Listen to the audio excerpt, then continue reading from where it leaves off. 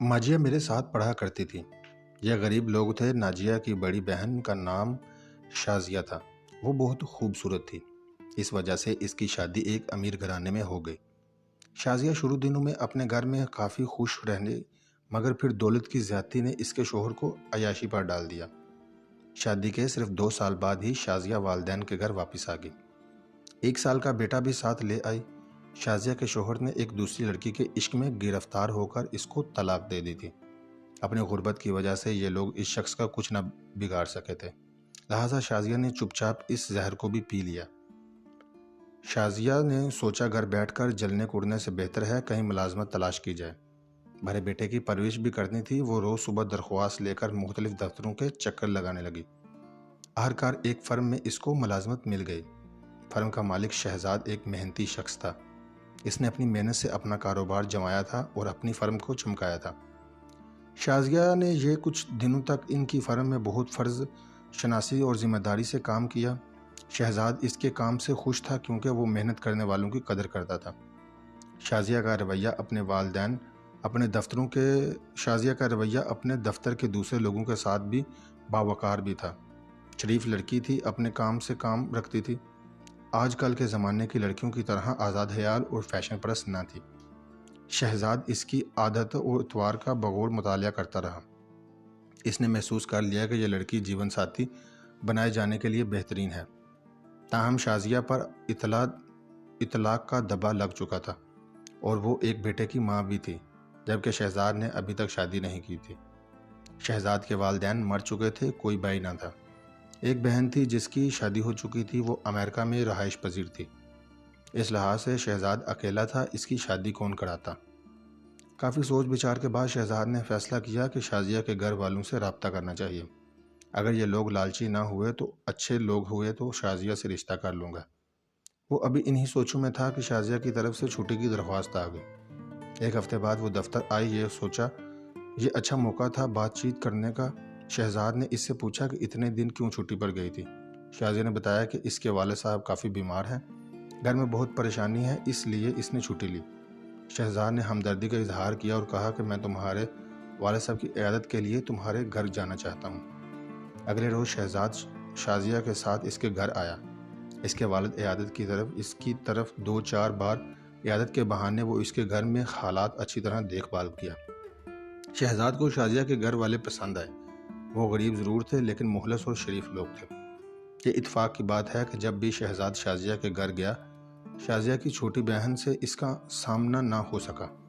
ناجیہ اس وقت یا تو کالج میں ہوتی یا پھر گھر میں ہوتی بھی تو جان بوجھ کر سامنے نہ آتی تھی۔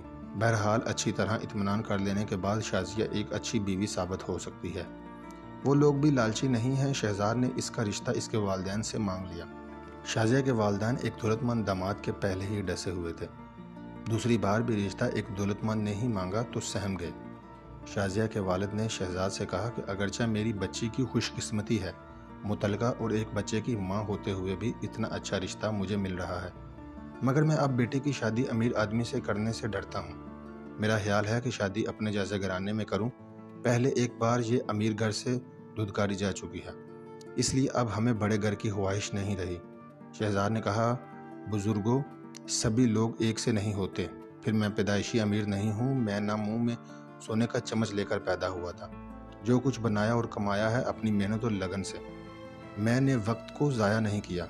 سیلف میڈ آدمی ہوں۔ آپ کی بیٹی کی شرافت اور اچھی عادات سے متاثر ہو کر رشتہ مانگ رہا ہوں۔ آپ مجھ پر اعتماد کیجئے، انشاءاللہ آپ کی بیٹی کو میری جانب سے کبھی کوئی تکلیف نہ ہوگی۔ اس طرح کی باتیں کر کے شہزاد نے شازیہ کے والد کو رشتے پر راضی کر لیا۔ اس کے بعد شازیہ دوسری بار دلہن بن کر شہزاد کے گھر اور دل کی مالک بن گئی۔ شہزاد بہت اچھا شوہر ثابت ہو رہا تھا۔ شازیہ بہت خوش تھی۔ وہ سوچ بھی نہ سکتی تھی کہ کبھی دوبارہ قسمت بھی اس پر مہربان ہوگی اور وہ گھر آباد کر سکے گی۔ جس فرم میں وہ ملازمت تھی، آج وہ اسی فرم کی ملکہ بن چکی تھی۔ شہزاد نے اس پر یہ پابندی بھی نہ لگائی کہ وہ اپنے پہلے شوہر کے بیٹے کو اپنے ساتھ نہیں رکھ سکتی، لیکن اس کا بیٹا اپنی نانی سے زیادہ مانوس تھا، لہٰذا اس نے نواسے کو اپنے پاس ہی رہنے دیا۔ شازیہ کے 2 بچے اور ہو گئے۔ وہ اپنے گھر میں خوش تھی۔ ایک بار اس کی بہن ناجیہ اس کے گھر رہنے کے لیے آئی۔ شازیہ نے شوہر کو کہا کہ میری طبیعت ٹھیک نہیں، تم جا کر ناجیہ اور بچوں کو گھما لاؤ۔ یہ لوگ گاڑی پر سیر کرنے چلے گئے۔ دوسرے روز بھی شازیہ نہ گئی بلکہ ماجیہ ہی بہنوئی کے ساتھ سیر و تفریح کرنے گئی۔ اس روز یہ لوگ رات کو کافی دیر گھر لوٹے۔ بچے گاڑی میں ہی سو گئے تھے۔ ناجیہ 2 ہفتے شازیہ کے گھر رہی۔ اس مختصر عرصہ میں اس کی بہنوئی کے ساتھ کسی قسم کی انڈرسٹینڈنگ ہو گئی۔ اس کا شازیہ کو کچھ علم نہ تھا۔ ناجیہ اس کے بعد باہر بہنوئی سے ملنے لگی اور ہفتے 2 ہفتے بعد بہانے سے بہن کے یہاں آ کر رہنے لگی۔ اس بات کو شازیہ کی ماں نے محسوس کر لیا۔ اس نے ناجیہ کا شازیہ کے یہاں جانا بند کر دیا اور اس کے تنہا گھر سے نکلنے پر پابندی عائد کر دی۔ شہزاد نے بیوی کو کہا کہ تمہاری ماں نے تمہاری بہن کو میرے گھر آنے سے منع کر دیا ہے۔ انہوں نے میری توہین کی ہے۔ اب یا تو تم گھر جا کر ماں کو سمجھاؤ کہ اس طرح میری توہین نہ کریں، ورنہ تم خود برے حالات کا سامنا کرنے کے لیے تیار ہو جاؤ۔ شازیہ شوہر کے تیور دیکھ کر ڈر گئی۔ ماں کے گھر آئی اور ان کو سمجھایا کہ تم ناجیہ پر پابندی نہ لگاؤ۔ اس سے شہزاد اپنی توہین محسوس کرتے ہیں کہ تم ان پر بلا وجہ شک کر رہی ہو۔ کچھ نہیں تو میرے بچوں کا ہی خیال کرو۔ ایک بار پہلے بھی اجڑ چکی ہوں، اگر دوبارہ اجڑ گئی تو لوگ کہیں گے وہ مجھ ہی کو الزام دیں گے، اور بار بار طلاق لے کر میکے آ بیٹھنے پر اپنا گھر کیوں نہیں بساتی۔ بیٹی کے رونے دھونے سے ماں مجبور ہو گئی۔ دراصل اس کو بھی محض شک ہی ہوا تھا، جبکہ شازیہ کا دل بالکل صاف تھا، لہٰذا اس کو تو شک بھی نہیں گزرا تھا۔ ماجیہ پھر بہن کے گھر آنے جانے لگی، جتنے دن چاہتی ٹھہر جاتی۔ اب تو شہزاد بھی دیدہ دلیری سے ماجیہ کو خود گھر لاتا اور خود ہی اپنی گاڑی میں چھوڑنے جاتا۔ شازیہ چوکنی ہو چکی تھی۔ وہ گہری نظروں سے شوہر اور بہن کے باہم رویے اور برتاؤ کا مشاہدہ کرنے لگی۔ رفتہ رفتہ وہ اصل معاملے کی تہہ تک پہنچ گئی، مگر منہ سے کچھ نہ کہا۔ اپنی ہی بربادی کو دعوت دینا تھا۔ جو انسان ایک بار تباہ برباد ہو چکا ہو، وہ دوسری بار تباہ ہونے کے لیے بآسانی تیار نہیں ہوتا۔ شازیہ نے آنسو پی لیے، لب سی لیے اور منہ پر تالے لگا دیے۔ نوبت یہاں تک پہنچ گئی کہ وہ سب کچھ اپنی آنکھوں سے دیکھتی اور کچھ نہ کہتی۔ ماں باپ سے بھی کچھ نہ کہا۔ شہزاد کا رویہ بدلتا گیا، یہاں تک کہ اس نے بچوں کو ہاسٹل میں داخل کرنے پر اصرار کر دیا۔ شازیہ ان کی جدائی برداشت نہ کر سکتی تھی، لہٰذا وہ احتجاج کرنے لگی کہ بچوں پر ظلم مت کرو، جب میں ان کی دیکھ بھال اچھی طرح کر سکتی ہوں، پھر کیوں نہیں انہیں ہاسٹل میں ڈالتے ہو۔ مگر شہزاد کو تو اپنی دولت کا گھمنڈ تھا۔ اس نے بچوں کو مری کے ایک اعلیٰ ہاسٹل میں داخل کرا دیا اور بیوی کو یہی کہا کہ میں یہ سب ان کی اچھی تربیت کے لیے کر رہا ہوں۔ بچوں کے جاتے ہی شازیہ کا دل اور گھر دونوں ویران ہو گئے، لیکن شہزاد خود کو زیادہ آزاد اور ہلکا محسوس کرنے لگا۔ اس پر بچوں کی بھی ذمہ داریاں نہ رہی تھیں، جبکہ شازیہ کی زندگی کا کوئی مصروف باقی نہ رہا تھا۔ اب وہ گھر میں تنہا اکڑنے لگی۔ بچوں کے کاموں میں وہ خود کو بولی ہوئی تھی۔ بچے دور جا چکے تھے، اس سے وقت کاٹنے نہیں کٹا تھا۔ ادھر اپنے شوہر اور سگی بہن کے دیے ہوئے گھاؤ بھرنے لگی۔ شہزاد بیوی کی بہانے سے توہین کرتا اور بری طرح اس کو نظر انداز کر رہا تھا۔ وہ ہر صورت میں ماجیہ سے شادی کرنا چاہتا تھا، مگر اس کی بیوی اس راہ میں خائل تھی۔ وہ اس کے ہوتے ہوئے کسی طور ناجیہ سے شادی نہیں کر سکتا تھا۔ ناجیہ گھر سے ٹائپنگ سیکھنے کے بہانے سے نکلتی تھی۔ ایک دن وہ ٹائپنگ سیکھنے گئی تھی کہ پھر نہ لوٹی۔ وہ شہزاد کے پروگرام کے مطابق ریلوے اسٹیشن چلی گئی، جہاں شہزاد کی فرم کا مینیجر موجود تھا، جس کے ساتھ اس نے لاہور جانا تھا۔ اس کے کچھ دنوں بعد شہزاد نے بھی لاہور آ جانا تھا۔ مینیجر ماجیہ کو لے کر لاہور کے بجائے ملتان کے ایک گاؤں چلا گیا۔